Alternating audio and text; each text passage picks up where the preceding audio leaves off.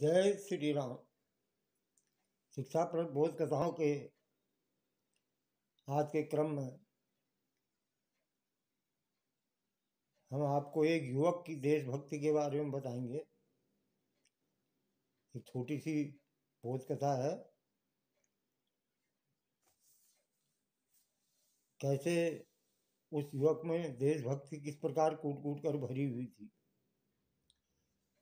स्वामी विवेकानंद इन दिनों जो है एक देश से दूसरे देश की यात्रा पर गए हुए थे। स्वामी विवेकानंद देश विदेश की यात्रा पर गए हुए थे और एक बार वो जो है जापान की यात्रा पर गए। जापान के अनेक स्थानों का उन्होंने भ्रमण किया, घूमे हो। स्वामी जी ने जो है अनेक स्थानों का भ्रमण किया। एक दिन जापान में ट्रेन में बैठकर जापान के किसी शहर वो जा रहे थे। रास्ते में उनकी इच्छा हुई कि फलाहार किया जाए, तो उन्होंने बीच के अनेक स्टेशनों पर फलों की खोज की, किंतु कहीं भी उनको फल उपलब्ध नहीं हुए। फलाहार करने के लिए उनको किसी भी स्टेशन पे फल उपलब्ध नहीं हो पाए। स्वामी जी कुछ निराश हो गए, विवेकानंद जी, और उनके मुंह से अनायास निकल पड़ा कि कैसा देश है जहाँ फल भी नहीं मिलते हैं। ये बात उनके पास बैठे एक जापानी युवक को बहुत बुरी लगी, और उस जापानी युवक को ये पता था फल कहाँ पर मिलते हैं। अगले स्टेशन पर वो उतरा और स्वामी जी के लिए ढेर सारे फल लेकर के आ गया, और विवेकानंद स्वामी जी को वो फल उसने जापानी युवक ने भेंट किए।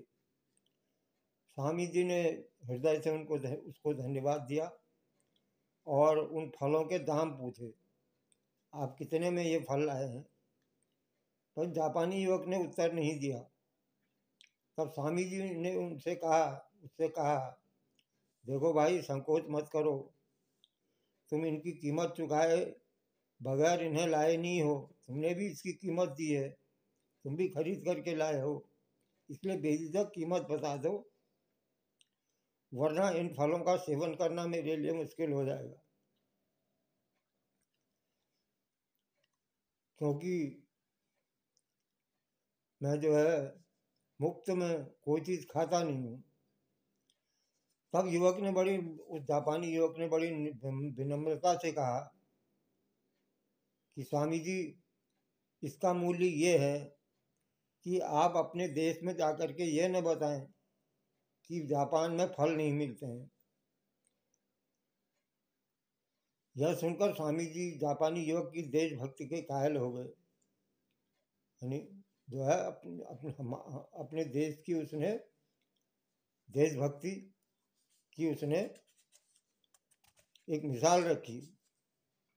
यह सुनकर स्वामी जी जापानी युवक की देशभक्ति के कायल हो गए। इस बोध कथा का सार यह है कि अपने देश की प्रतिष्ठा में किसी भी रूप में रक्षा करना ही देशभक्ति है। इसलिए देशभक्ति करनी चाहिए। अपने देश का कहीं भी अपमान या बदनामी नहीं होनी चाहिए, इस बात का ध्यान रखना चाहिए।